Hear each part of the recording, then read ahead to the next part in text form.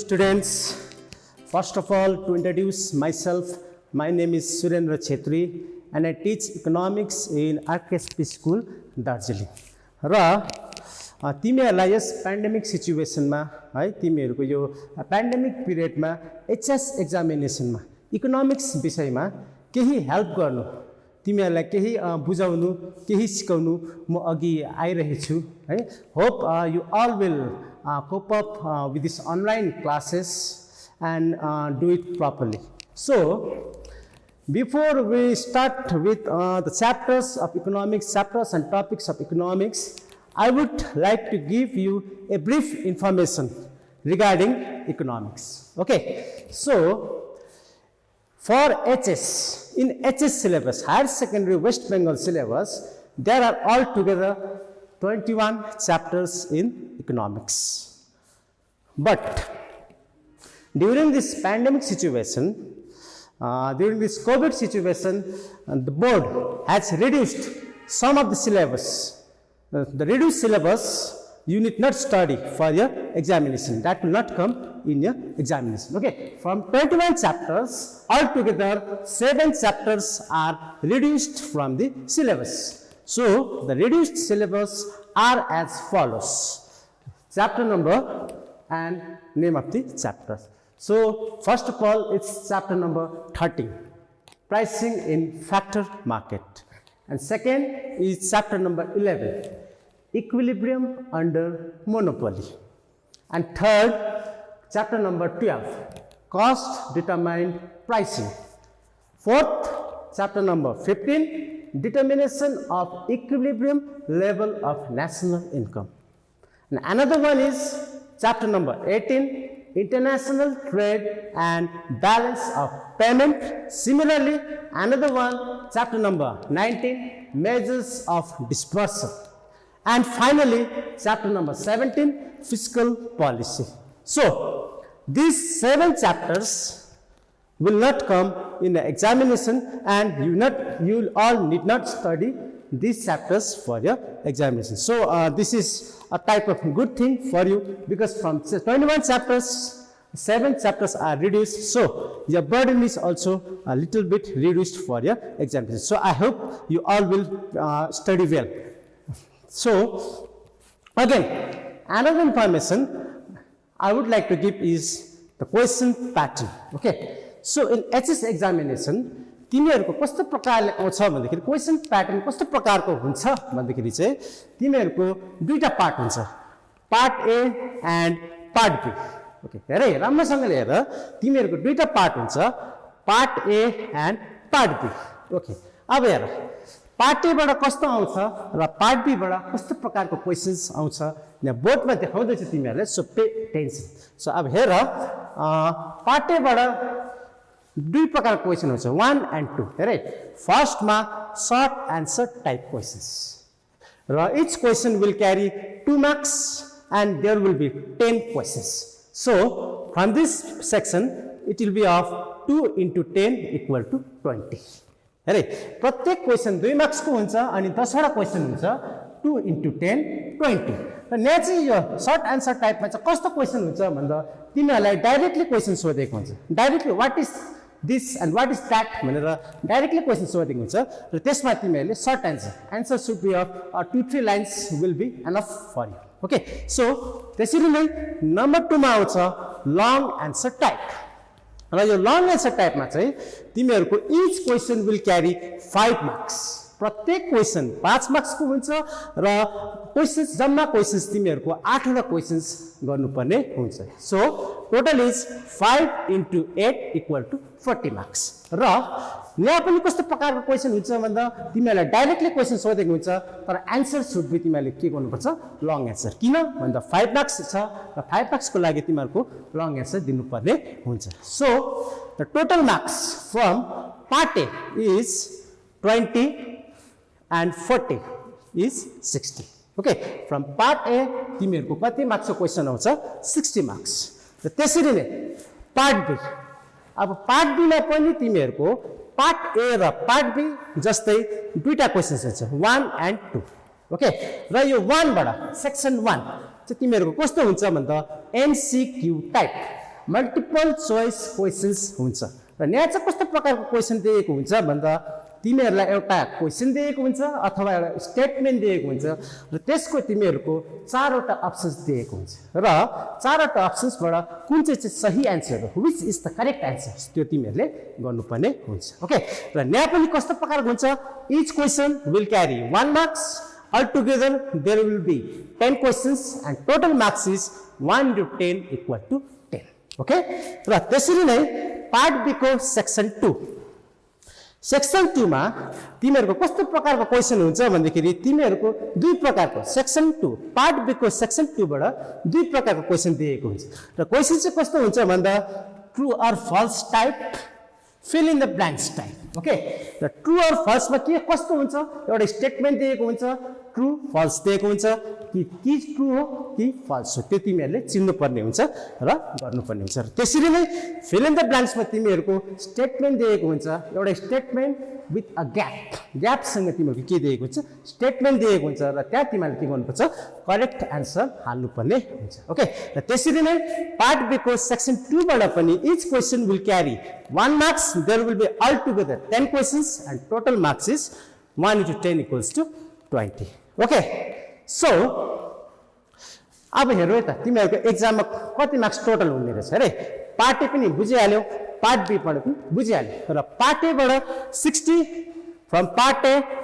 बाट तिमीहरुको 60 मार्क्स को क्वेशन आउँछ र त्यसरी नै पार्ट बी बाट 20 मार्क्स को क्वेशन आउँछ र altogether marks is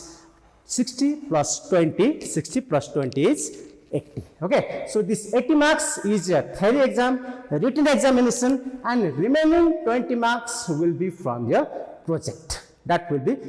sent from the school according to your performance in the project okay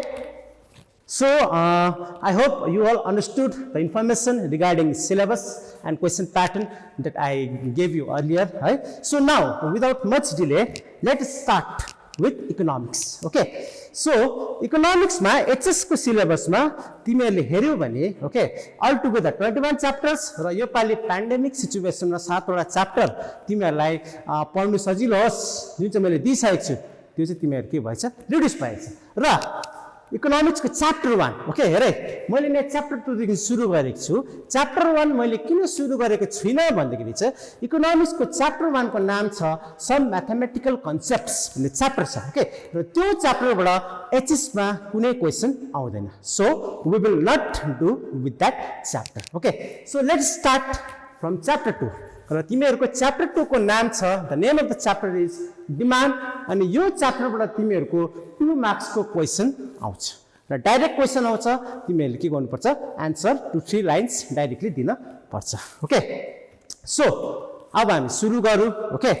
र the name of the chapter is demand and first topic is also demand okay so what is demand okay demand भनेको के हो त अब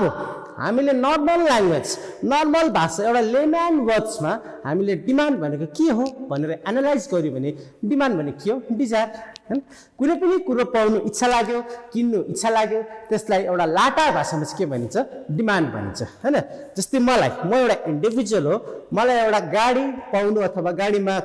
हिँड्नु अथवा गाडी कुदाउनु गाडी किन्नु इच्छा लाग्यो त्यो चाहिँ के हो लाटा भाषामा चाहिँ त्यसलाई डिमान्ड भन्छ ओके बट अब यहाँ तर हेरे but since we are studying economics the definition of demand is different in economics okay economics मा चाहिँ डिमान्ड को कन्सेप्ट अलिकति बेग्लै छ अब त्यो के हो त हेरौँ है त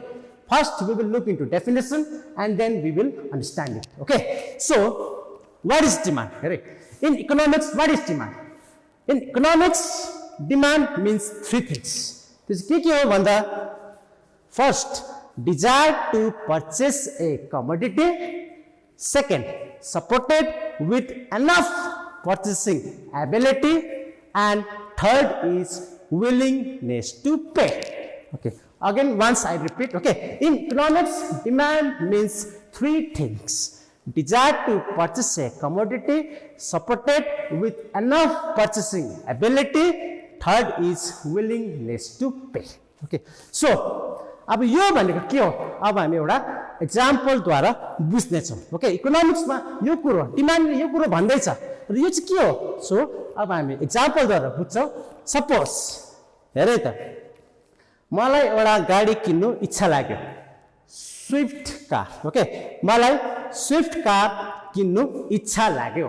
यो स्विफ्ट कार किन्नु इच्छा लाग्नु चाहिँ के हो desire to purchase a commodity okay र त्यसरी नै स्विफ्ट कारको प्राइस छ ₹4 लाख हेरे स्विफ्ट कार किन्नु इच्छा लाग्यो स्विफ्ट कारको प्राइस कति छ ₹4 लाख अब हेरे मलाई डिजायर खाली स्विफ्ट कार किन्नु डिजायर खाली भएर चाहिँ that is not demand in economics okay र इकोनोमिक्समा डिमान्ड हुनुको लागि चाहिँ के हुनुपर्छ भन्दा मलाई यो स्विफ्ट कार किन्नु डिजायर भयो बट त्यसको साथसाथमा एनफ के हुनुपर्छ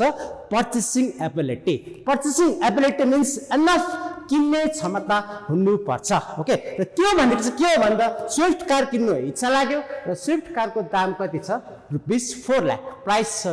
₹4 लाख र मेरोमा चाहिँ के हुनुपर्छ एनफ पर्चेसिङ एबिलिटी मेरोमा यो किन्ने क्षमता गोजीमा ₹4 लाख चाहिँ हुनै पर्छ 4 लाख भन्दा कम्ती होइन आइदर 4 लाख अर 4 लाख भन्दा बेसी चाहिँ मेरोमा हुनै पर्छ स्विफ्ट कारको प्राइस जति छ त्यतिको मेरोमा एनफ पर्चेसिङ पावर चाहिँ हुनै पर्छ ओके हेरे desire to purchase Swift car supported with enough I should have enough मेरो गोजीमा एनफ ₹4 लाख हुनुपर्छ ओके र साथसाथमा अझै अर्को कुरो चाहिँ के हुनुपर्छ भन्दा विलिङनेस टु पे हेरे विलिङनेस टु पे भनेको चाहिँ के हो भन्दा मलाई स्विफ्ट कार किन्नु इच्छा लाग्यो मेरोमा गोजीमा एनफ ₹4 लाख स्विफ्ट कारको प्राइस छ त्योभन्दा कम्ती होइन त्योभन्दा माथि अथवा ₹4 लाख हुनैपर्छ र विलिङनेस टु पे भनेको चाहिँ मलाई स्विफ्ट कार किन्नु इच्छा लाग्यो मेरोमा एनफ पर्चेसिङ एबिलिटी ₹4 लाख छ र त्यो स्विफ्ट कारको लागि म 4 लाख चाहिँ तिर्छु भन्ने मेरोमा एउटा के हुनुपर्छ विलिङनेस टु पे एउटा सोच हुनुपर्छ ओके र यो तीनटा कुरो फुलफिल भयो भने खाली इकोनोमिक्समा चाहिँ के भनिन्छ डिमान्ड भनिन्छ otherwise it is not demand so हामीले डिमान्ड हेर्यौँ ओके फर्स्ट टपिक डिमान्ड हेर्यौँ so now we will move on to second topic okay so that is factors affecting demand factors affecting demand भन्नाले चाहिँ कुन चाहिँ कुरोहरू कुन चाहिँ फ्याक्टर्सहरूले चाहिँ डिमान्डलाई एफेक्ट पार्छ ओके र त्यो फ्याक्टर्सहरू हामी हेर्नेछौँ र देयर आर मेनी फ्याक्टर्स विभिन्न फ्याक्टर्सहरू छ but for a while okay तिमीहरूलाई 4टा जस्तो फ्याक्टर्स म तिमीहरूलाई दिने छु ओके सो फ्याक्टर एफेक्टिङ डिमान्डमा number one factor is need of the individual means individual demands that commodity which satisfies his wants okay right need of the individual भन्नाले चाहिँ individual will demand that commodity which will satisfy his want otherwise he will not demand that commodity okay भन्नुको अर्थ के हो भन्दा कुनै पनि इन्डिभिजुअलले चाहिँ किन डिमान्ड गर्छ भन्दाखेरि चाहिँ आफ्नो निड आफ्नो चाहना अनुसार चाहिँ डिमान्ड गर्छ ओके आफ्नो चाहना अनुसार चाहिँ जुन चाहिँ कमोडिटीले जुन चाहिँ गुड्सले आफ्नो चाहनालाई सेटिस्फाई गर्छ त्यही कुरो इन्डिभिजुअलले के गर्छ डिमान्ड गर्छ ओके सेटिस्फाई नगर्ने कमोडिटिजलाई डिमान्ड गर्दैन जस्तै फर एक्जाम्पल ओके यो लकडाउनको पिरियडमा तिमीहरूको एउटा नयाँ निड अराइज भयो तिमीहरूको एउटा चाहना अरेन्ज भयो तिमीहरूको त्यो निड सेटिस्फाई हुनै पर्ने भयो त्यो चाहिँ के भन्दा मोबाइल फोन्स स्मार्टफोन्स ओके तिमीहरूलाई अनलाइन क्लासेस गर्नुको लागि के भएको थियो स्मार्टफोन्स फोन एकदमै जरुरी एकदमै निड भएको थियो र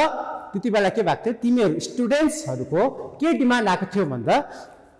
डिमान्ड फर सेलफोन त्यो चाहिँ किन आयो smartphone sorry not cellphone smartphone okay त्यो चाहिँ किन आयो भन्दा तिमीहरूको चाहना अनुसार त्यसले तिम्रो के चाहना सेटिस्फाई गर्थ्यो भन्दा तिम्रो अनलाइन क्लास सेटिस्फाई गर्ने एउटा चाहनालाई सेटिस्फाई गर्थ्यो र त्यति बेला तिमीहरूको के भएको थियो सेलफोनको डिमान्ड आएको थियो ओके र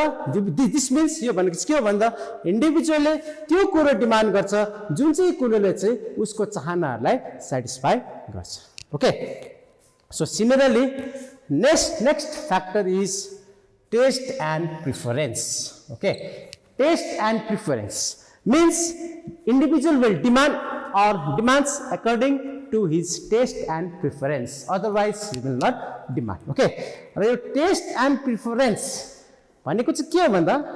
प्रत्येक इन्डिभिजुअल ओके हामी एउटा इन्डिभिजुअल हौँ डिफ्रेन्ट इन्डिभिजुअल्सहरू छौँ हाम्रो सोच विचारहरू डिफ्रेन्ट छ ओके र त्यसरी नै हाम्रो के छ टेस्टहरू पनि प्रिफरेन्सहरू पनि हाम्रो के छ आफ्नो आफ्नो टेस्ट आफ्नो आफ्नो प्रिफरेन्स छ ओके जस्तै एउटा सफ्ट ड्रिङ्क्सको हामी एक्जाम्पल लिउँ है र सफ्ट ड्रिङ्कको एक्जाम्पल लिँदाखेरि पनि हामी के देख्छौँ भन्दा कसैलाई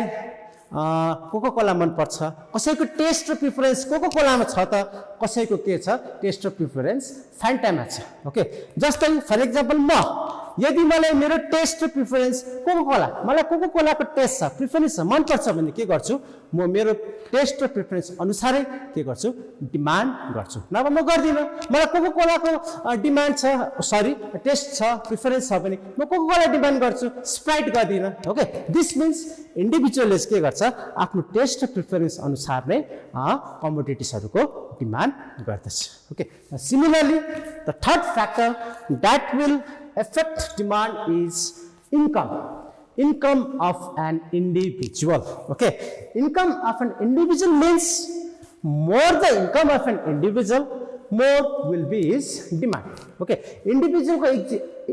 income jati beshi cha त्यति नै उसको डिमान्ड ज्यादा हुन्छ र जति उसको इन्कम कम्ती छ त्यति नै उसको के छ डिमान्ड पनि कम्ती हुन्छ ओके जस्तै फर एक्जाम्पल मेरो गोजीमा मेरो इन्कम बहुत छ मेरो महिनामा 4-5 लाखको इन्कम छ भने मेरो डिमान्ड पनि त्यही अनुसारको हुन्छ हैन म गाडीको डिमान्ड गर्छु हैन एउटा ब्युटिफुल हाउसको डिमान्ड गर्छु ब्युटिफुल स्मार्ट टिभीको म डिमान्ड गर्छु हैन आइफोन्सको डिमान्ड गर्छु सिमिलरली मेरो इन्कम लो छ भने म त्यो सब कुरो डिमान्ड गर्दिनँ मेरो डिमान्ड्सहरू पनि के हुन्छ कम्ती नै हुन्छ ओके यदि मेरो इन्कम लो छ भने मेरो डिमान्डहरू पनि सेलफोन ब्रान्डेड कार ब्रान्डेड सुजको हुँदैन सानो कुरोहरूकै म के गर्छु डिमान्ड गर्छु ओके दिस मिन्स इन्कमले चाहिँ के गर्छ जति इन्डिभिजुअलको इन्कम छ त्यति नै उसको इन्डिभिजुअल अनुसार इन्कम अनुसार नै उसको के हुन्छ डिमान्ड हुन्छ ओके र त्यसरी नै next factor that affects demands is demonstration effect okay अब demonstration effect भनेको के हो हेर्नु है त demonstration effect means individual tries to imitate the consumption pattern of others and hence his demands arises okay अरे फेरि एकपल्ट हेरे demonstration effect means individual tries to imitate the consumption pattern of others and hence his demand arises अब हेर demonstration effect भनेको चाहिँ के हो भन्दा कुनै पनि इन्डिभिजुअल ओके इन्डिभिजुअलले चाहिँ अरू मान्छेहरूको आफ्नो नेबर्स छिमेकी साथीभाइ हैन अरू मान्छेहरूको कन्जम्सन प्याटर्नलाई चाहिँ के गर्छ इमिटेट मिन्स कपी गर्नु खोज्छ सिम्पल भाषामा हो भने देखासिकी ओके अरूको जस्तै आफ्नो कन्जम्सन प्याटर्न बनाउनु खोज्छ र त्यसले गर्दा पनि के हुन्छ कमोडिटिजहरूको डिमान्ड बढेर जान्छ अथवा कमोडिटीहरूको डिमान्ड हुन्छ ओके जस्तै फर एक्जाम्पल ओके कुनै पनि एउटा इन्डिभिजुअल सपोज म ओके मेरो एक्जाम्पल दिन्छु ओके सपोज म एउटा नेबरमा बस्छु म त एउटा इन्डिभिजुअल हो नि त सोसियल बिङ हो नि त ओके र म एउटा के गर्छु एउटा सोसाइटीमा बस्छु ओके र सोसाइटीमा मैले के देख्छु भन्दा मेरो छिमेकीले सपोज एउटा राम्रो फोन ल्यायो अरे ओके अथवा एउटा राम्रो टिभी ल्यायो उसले आफ्नो घरमा ल्यायो भने के हुन्छ उसले मलाई त्यो फिचर्सहरू बताउँछ ओके यो यस्तो हो उस्तो भनेर बताउँछ र के गर्छ मेरो दिमागमा पनि त्यही कुरोहरू पाउनु मलाई के हुन्छ इच्छा जागेर जान्छ ओके र त्यसरी नै के हुन्छ बिस्तारै म पैसा थुपारेर हुन्छ कि के गरेर हुन्छ त्यो कुरोहरू मेरो साथीले ल्याएको जस्तो सेलफोन अथवा मेरो नेबरले ल्याएको जस्तो जिन्स ओके अथवा मेरो नेबरले ल्याएको टिभी म के गर्नु खोज्छु किन्नु एउटा डिमान्ड गर्छु ओके र त्यसरी नै दिस मिन्स डेमोन्स्ट्रेसन इफेक्ट हामीले डिमान्ड हेर्यौँ र फ्याक्टर्स हेर्यौँ okay factors affecting demand so now we will move on to next topic okay that is law of demand this is very important topic okay र economics भन्नाले law of demand चाहिँ एकदमै तिमीहरूको के हो इम्पोर्टेन्ट टपिक डिमान्ड र law of demand okay so what is law of demand okay र डिमान्डको पनि के छ एउटा ल छ एउटा रुल छ एउटा कानुन छ ओके र त्यो डिमान्डको ल चाहिँ के हो त ओके र firstly the law of demand was formulated by professor Alfred Marshall र यो ल चाहिँ कसले निकालेको थियो एल्फ्रेड मार्शलले ओके र एल्फ्रेड मार्शलले यो ल अफ डिमान्ड उसले फर्मुलेट गर्यो र त्यो ललाई फर्मुलेट गर्नुको लागि एक दुईवटा कुरोलाई चाहिँ उसले के गरेको छ एजम्पसन्स एउटा आधार मानेर लिएको छ ओके र कुनै पनि ल फर्मुलेट हुनु अगाडि एक दुईवटा कुरालाई एजम्पसन्सको रूपमा आधारको रूपमा आधार मानेर फर्मुलेट गरेको हुन्छ ओके र त्यसरी नै ल अफ डिमान्ड फर्मुलेट हुनुभन्दा अघि दुई तीनवटा कुरोको आधार लिएको थियो एजम्पसन लिएको थियो र त्यो एजम्पसन चाहिँ के हो भन्दा हेर यता नानी हो number 1 income of the consumer remains constant number 2 taste and preference remains unchanged okay अब यो भनेको चाहिँ के हो भन्दा ल अफ डिमान्ड फर्मुलेट गर्नुभन्दा यो आधार लिएको छ यो चाहिँ के हो भन्दा income of the consumer remains unchanged भन्नुको मतलब कन्ज्युमरको जुन चाहिँ इन्कम छ ओके मेरोमा जुन चाहिँ इन्कम छ अथवा कुनै पनि एउटा इन्डिभिजुअलको जति इन्कम छ त्यो चाहिँ के भएको हुँदैन चेन्ज भएको हुँदैन जति इन्कम छ त्यति नै इन्कम रहन्छ ओके र त्यसरी नै अर्को एजम्पसन के छ taste and preference remains unchanged भन्नुको मतलब इन्डिभिजुअलले जुन चाहिँ कमोडिटीको टेस्ट छ प्रिफरेन्स छ ओके म एउटा इन्डिभिजुअल भएर मलाई जुन चाहिँ कमोडिटीमा मेरो प्रिफरेन्स छ टेस्ट छ त्यो मेरो टेस्ट पनि चेन्ज हुँदैन बदलिँदैन त्यो पनि त्यत्तिकै बस्छ ओके र यो दुईटा कुरोलाई एजम्पसन्स आधार लिएर चाहिँ ल अफ डिमान्डले चाहिँ के भन्छ ल अफ डिमान्ड भनेको चाहिँ के हो So now we will look into that. Okay, the law of demand states that duita kuro state garcha. Law of demand states two things. Number 1,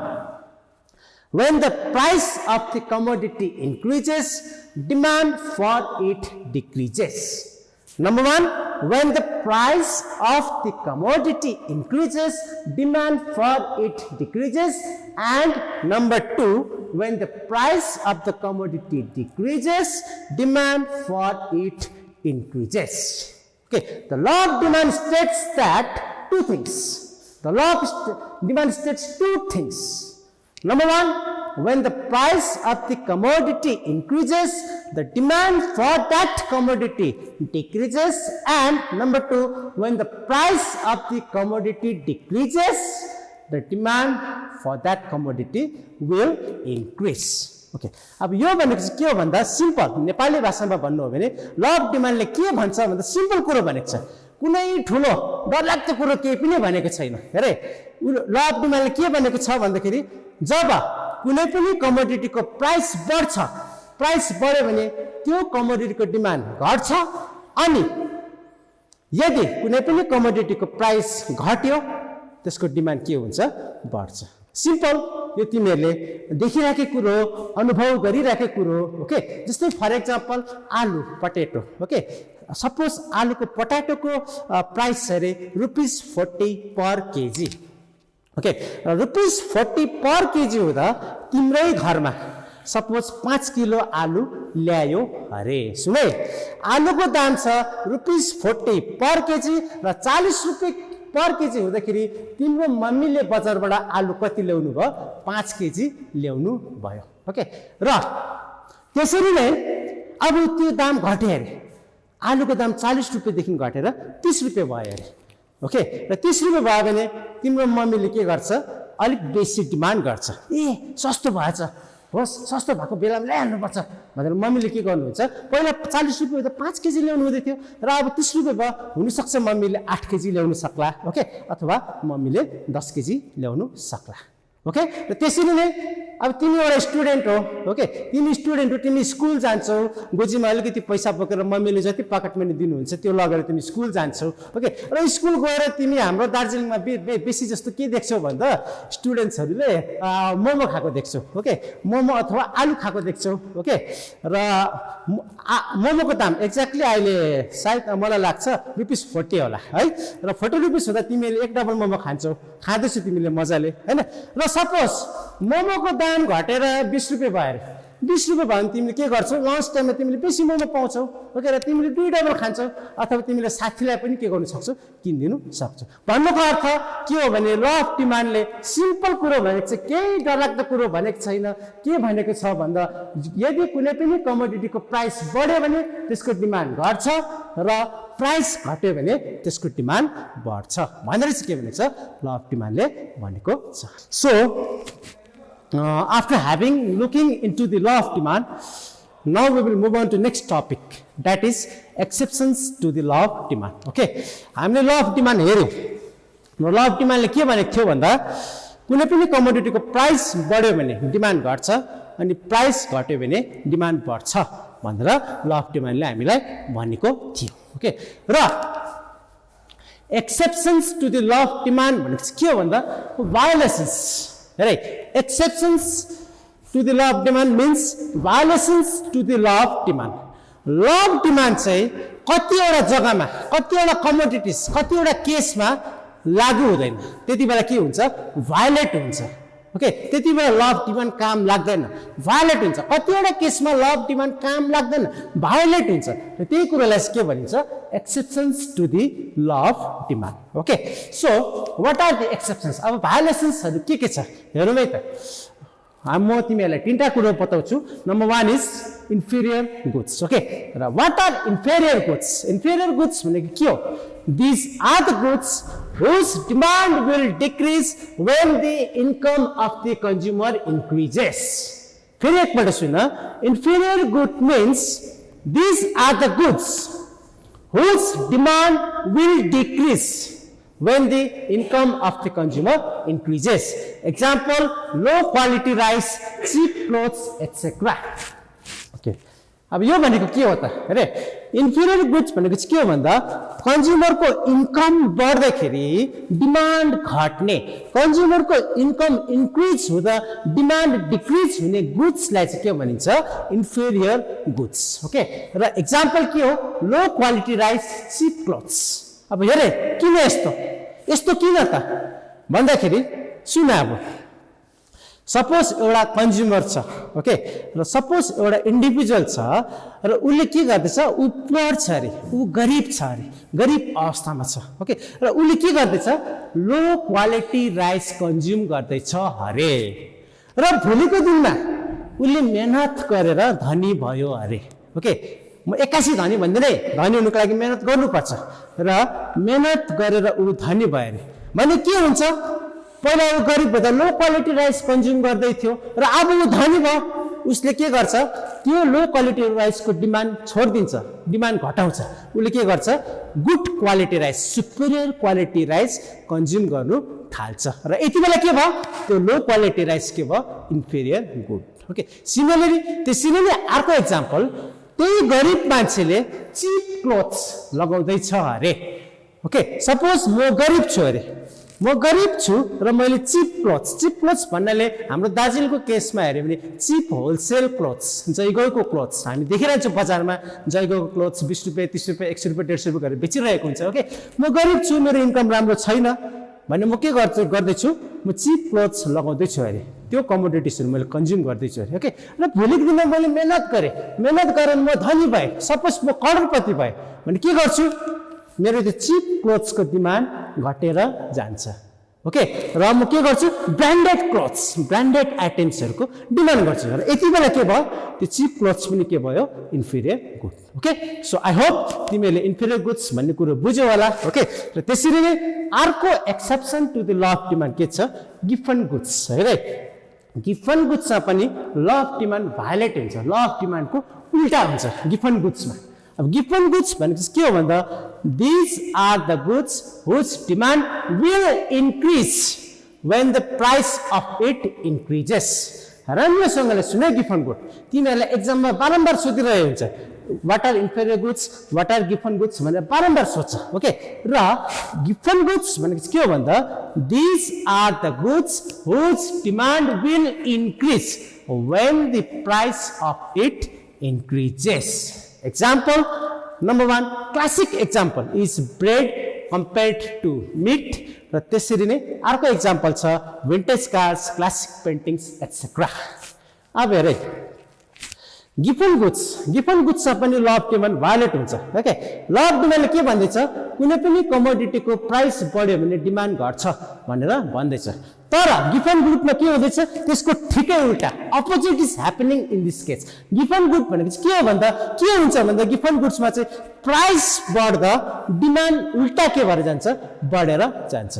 र यहाँनिर के भयो ल अफ डिमान्ड भायोलेट भयो okay र यसको example classic example bread compared to meat okay अब हेरे bread compared to meet यो एउटा क्लासिक एक्जाम्पल हो र यो चाहिँ कस्तो खालको एक्जाम्पल भन्दा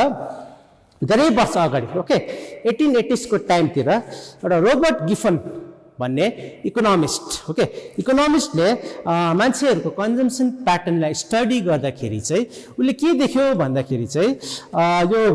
ब्रेड र मिटलाई कम्पेयर गर्दाखेरि ब्रेडको प्राइस बढ्दा त्यसको डिमान्ड अझै बढेको चाहिँ उसले के देख्यो त्यति बेला एनालाइज गर्यो र त्यसले उसलाई त्यति बेला उसले के गर्यो ब्रेड कम्पेयर टु मिट भनेर एउटा classic example of Giffen good भनेर दियो ओके र त्यति 1880s मा चाहिँ के भएको थियो भन्दा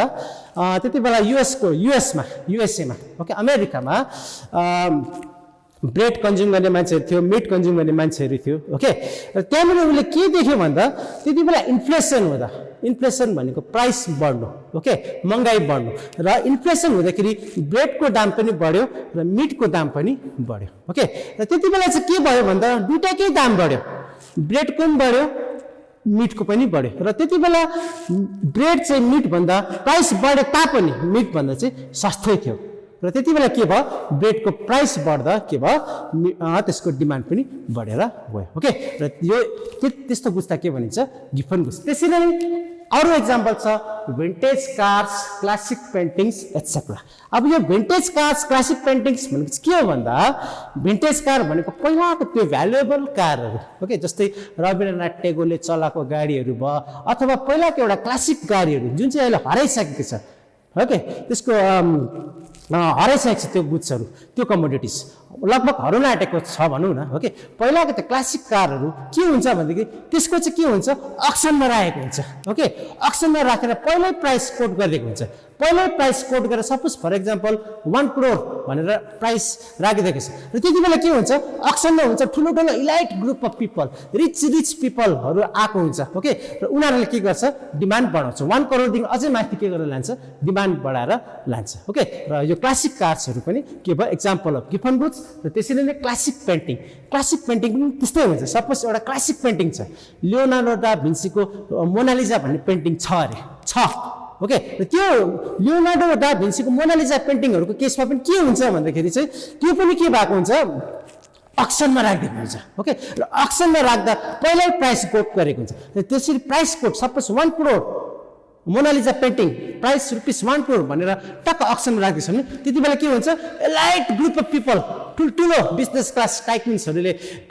अक्सनमा आएको हुन्छ र उनीहरूले के गर्छ डिमान्ड बढाउँछ प्राइस पनि बढाउँछ डिमान्ड पनि बढाउँछ ओके र भन्नुको अर्थ के हो आई होप एक्जाम्पल त बुझ्यो तिमीहरूले बुझ्यो होला ओके र भन्नुको अर्थ के हो गिफन गुड्स भनेको चाहिँ त्यो गुड हो जहाँनिर चाहिँ के हुन्छ प्राइस बढ्दा त्यसको डिमान्ड बढेर जान्छ र ल अफ डिमान्ड भायोलेट भएर जान्छ ओके र त्यसरी नै exceptions to the law of डिमान्डमा थर्ड एक्सेप्सन छ ह्याबिचुअल कमोडिटिज भनेको के हो भन्दा the consumers are habituated to these types of commodities and hence the demand for it will not decrease even when the price increases okay habitual भनेको commodities भनेको चाहिँ के हो भन्दा कतिवटा कमोडिटिजमा चाहिँ इन्डिभिजुअलहरूको एउटा ह्याबिट आदत एउटा लत लागेर बसेको हुन्छ ओके र त्यो कमोडिटिजहरूको प्राइस बढ्दा पनि त्यसको डिमान्ड घट्दैन सुने ह्याबिचुअल कमोडिटिजमा चाहिँ कतिवटा कमोडिटिजहरूमा चाहिँ इन्डिभिजुअलको लत बसेको हुन्छ आदत बसेको हुन्छ मजबुर भएको हुन्छ र त्यो कमोडिटिजहरूको प्राइस बढ्दा पनि त्यसको डिमान्ड चाहिँ घट्दैन ओके र यस्तो कमोडिटिजलाई चाहिँ ह्याबिचुअल कमोडिटिज भनिन्छ र एक्जाम्पल अफ ह्याबिचुअल कमोडिटिज के हो alcohol tobacco products etcetera okay र यो तिमीहरूले देखिरहेको कुरो हो एल्कोहल हैन र एल्कोहलको प्राइस बढ्दा रक्सी लाटा भाषामा रक्सी ओके रक्सीको प्राइस बढ्दाखेरि त्यसको डिमान्ड घटेको हुँदैन किन भन्दाखेरि कन्ज्युमर्सहरू रक्सी खाने कन्ज्युमर्स रक्सी पिउने कन्ज्युमर्सहरूको त्यो रक्सीमा आदत बसेको हुन्छ आदत चाहिँ मजबुर भइसकेको हुन्छ उनीहरूले छोड्नु सक्दैन उनीहरूले डिमान्ड घटाउनु सक्दैन ओके र त्यति बेला के हुन्छ प्राइस बढ्दा पनि डिमान्ड चाहिँ घट्दैन जस्तै लास्ट इयर तिमीले देख्यौ लकडाउनकै पिरियडमा ओके लकडाउनकै पिरियडमा गभर्नमेन्टले एल्कोहलमा चाहिँ के गरेको थियो ट्याक्स लगाएको थियो ओके ट्याक्स 30% बेसी ट्याक्स लगाएको थियो 30% बेसी ट्याक्स भन्नाले 100 रुपियाँको रक्सी 130 भएको थियो 30% बेसी ट्याक्स लाग्थ्यो र त्यो ट्याक्स लगाउँदाखेरि के भएको थियो रक्सीको दाम त बढ्यो तर तिमीले टिभीमा देख्यौ त त्यति बेला के भएको थियो डिमान्ड घटेको थिएन त्यति बेला के भएको थियो उल्टा मान्छेहरूको लाइन पुलिसले खेदुन्जेल भइसकेको थियो हैन त्यति बेला के भएको थियो त्यो कमोडिटीको डिमान्ड अझै बढेर गएको थियो र त्यसरी नै टोबाको प्रडक्ट्स भनेर खैनी सिगरेट तिमीले देखिरहेको कुरो गाउँघरमा देखिरहेको छौ जहाँ जतै गए पनि तिमीले देखिरहेको छौ सिगरेटको दाम बढ्यो भने के हुन्छ त्यसको डिमान्ड घट्दैन कन्ज्युमरले त्यसको डिमान्ड गरि नै रहेको हुन्छ ओके किन भन्दाखेरि चाहिँ individuals are habituated to this types of commodities okay त्यही कारण त्यसको प्राइस बढे पनि डिमान्ड घट्दैन okay so exceptions to the law of डिमान्डमा हामीले यो तीनटा कुरो हेर्यौं okay inferior goods Giffen goods र ह्याबिचुअल कमोडिटिज र यो एक्सेप्सन्सबाट चाहिँ तिमीहरूलाई म के सजेस्ट गर्छु भने एक्सेप्सन्सबाट यो इन्फेरियर गुड्स र गिफन गुड्स चाहिँ तिमीले राम्रोसँगले हेर्नु किन भन्दा तिमीहरूलाई यो म्याक्सिमम एचएस एक्जामिनेसनमा सोधिरहेको हुन्छ कोही बेला तिमीहरूलाई इन्फेरियर गुड्स सोध्छ कोही बेला गिफन गुड्स सोध्छ ओके अथवा कोही बेला कस्तो प्रकारले सोधेको हुन्छ भन्दाखेरि give to exceptions to the law of demand भनेर पनि सोधेको हुन्छ okay so this much for today है र आई होप आज मैले जे पनि पढाए तिमीले बुझ्यौ होला राम्रोसँगले अध्ययन गर्नेछौ भन्ने मलाई पूर्ण आशा छ ओके र मैले जे पढाएको छु this are very important topics for you from this chapter for you HS examination okay so I hope you guys will cooperate with us okay so lastly stay happy stay safe okay and of course your examination is coming nearer and nearer so don't forget to study and make your full effort okay so thank you